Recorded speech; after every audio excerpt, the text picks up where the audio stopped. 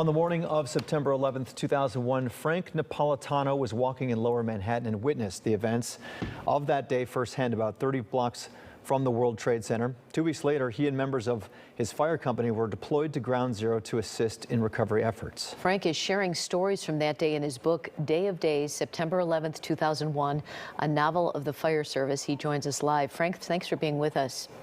Thank you. Great to be with you at WGN. It's truly unbelievable, I think, for any of us to believe that it's been 20 years since that day, since it's so fresh in all of our memories. And tell us what that day was like for you. I can't even imagine.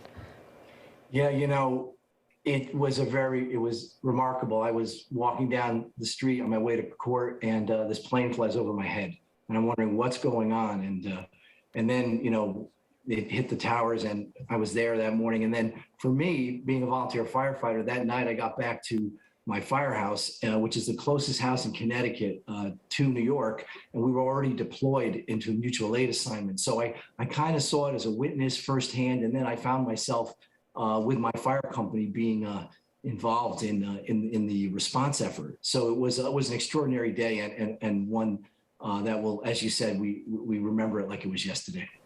So you've written a novel here, but many of the characters in your book here are based on real-life heroes. You write about someone named Patrick Brown, Captain Patrick Brown. Tell us about him. Yeah, so Captain Patrick Brown, he was the captain of 3 Truck in New York. He was one of the most decorated firefighters.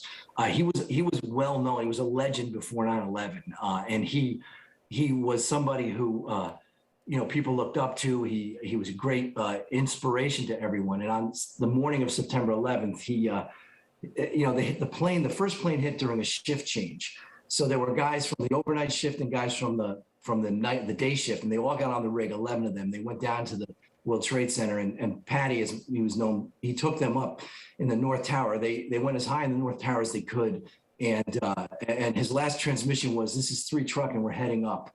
And so he was a remarkable guy. So I based one of the characters loosely on him and on another firefighter named Chief Oriole Palmer, who was the firefighter, was a long distance runner, and he shed his gear to get as high in the South Tower as he could.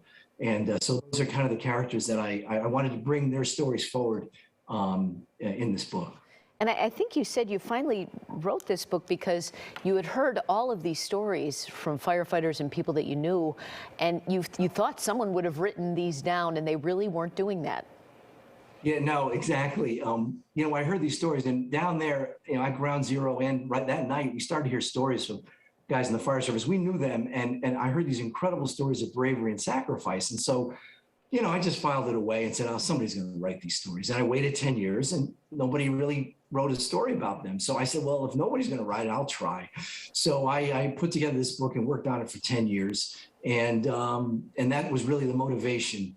And just to mention, all of the proceeds, all the profits from the book will go to the Stephen Sillars Tunnel to Towers Foundation and the 9/11 Tribute Museum. Wow. So can you give us a little hint about what the plot is about? Yeah, you know, what I try to explore is this thing called the Brotherhood of Firefighters. It's an intense brotherhood of people who, when they join the fire service, it's really built around helping others and working as teams. There's no I in brotherhood.